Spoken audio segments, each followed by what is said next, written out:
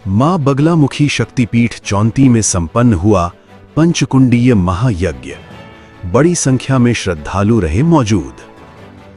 उत्तर पश्चिम दिल्ली स्थित मां बगलामुखी शक्तिपीठ जौंती में ज्येष्ठ अधिक मास की पूर्णिमा के अवसर पर आयोजित पंचकुंडीय महायज्ञ श्रद्धा और भक्ति के माहौल में संपन्न हो गया। इस धार्मिक आयोजन में बड़ी संख्या में श्रद्धालुओं ने पहुंचकर हवन पूजन में भाग लिया और मां बगलामुखी का आशीर्वाद प्राप्त किया।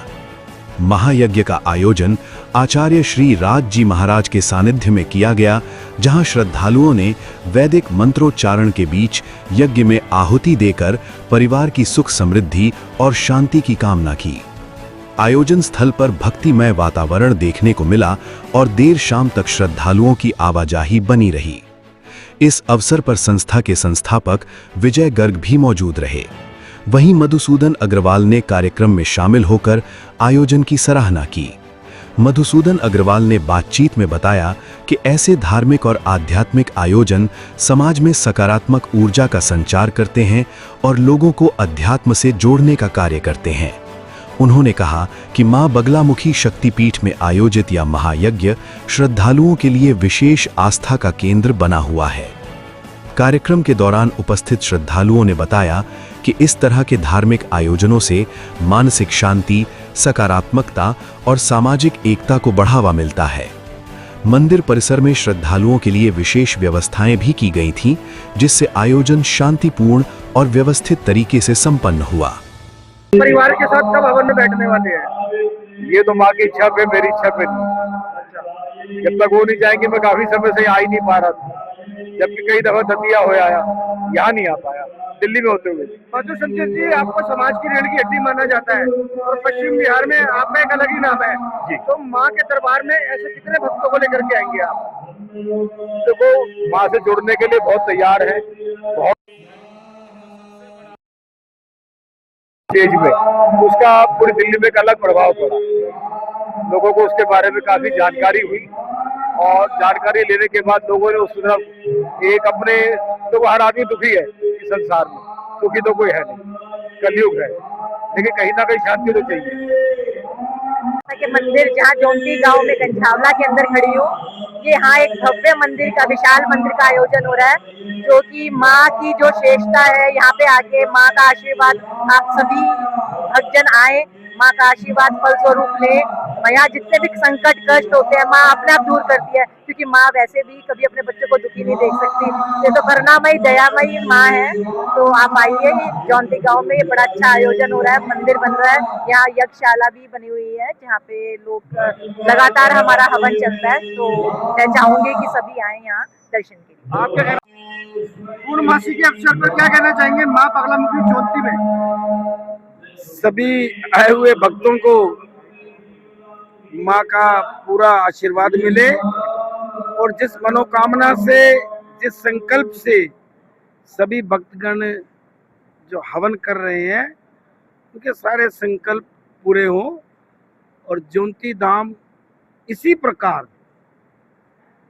एक शक्ति के केंद्र के रूप में आने वाले समय में अपनी पहचान बन सके, इस प्रकार की कामना के साथ हर अमावस्या और पूर्णमासी को ये रात्रिकालीन दिव्य हवन हमारे दतिया से पधारे आचार्यगण द्वारा कराए जा रहे हैं।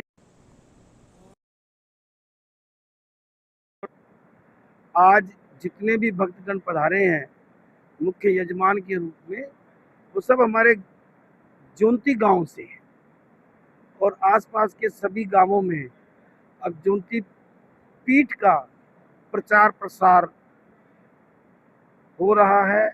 अभी देखा हमने यज्ञशाला में जो है बड़े ही विशेष रूप से पूजा अर्चना चल रही थी, वहाँ पर कोई भी व्यक्ति साधारण कपड़े पहन के नहीं जा सकता।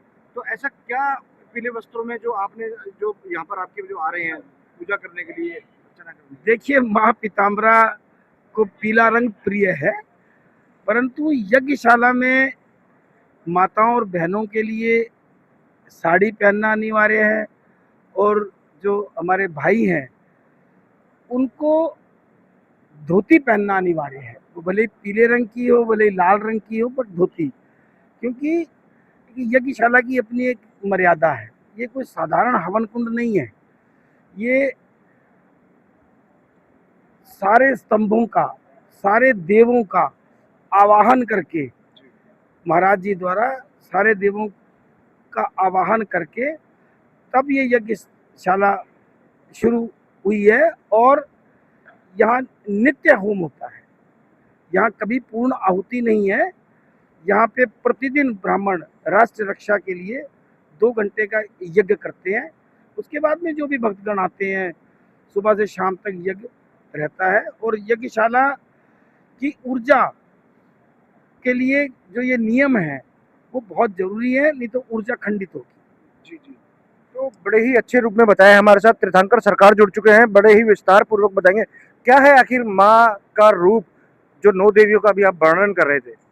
जी देखिए, जैसे कि सभी लोग जानते हैं, 10 महाविद्याओं में से 8वीं महाविद्या जो है माँ बगलामुखी है। और ख़ास तौर पर शत्रुओं का स्तंभन करने की देवी इन्हें माना जाता है।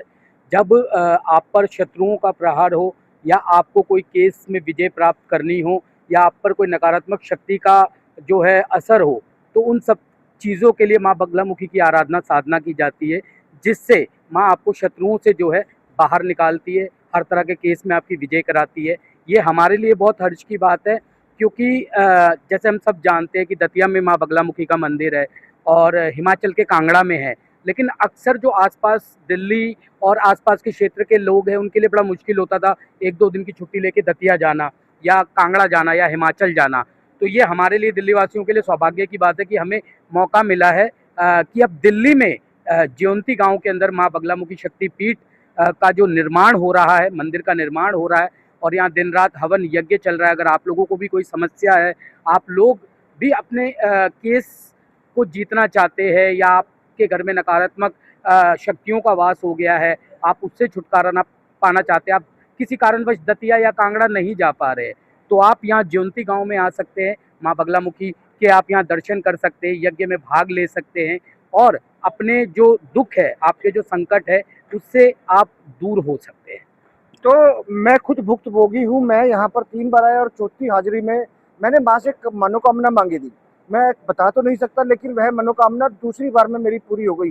तो माँ ज्योंती, माँ बगलामुखी ज्योंती में आइए, ज्योंती गांव के अंदर में, और अपनी मुँह मांगी मुराद पाइए, क्योंकि माँ तो माँ ही होती है, माँ सबकी माँ होती है। और बगलामुखी माँ के बारे में तो क्या कहना। जय माई की।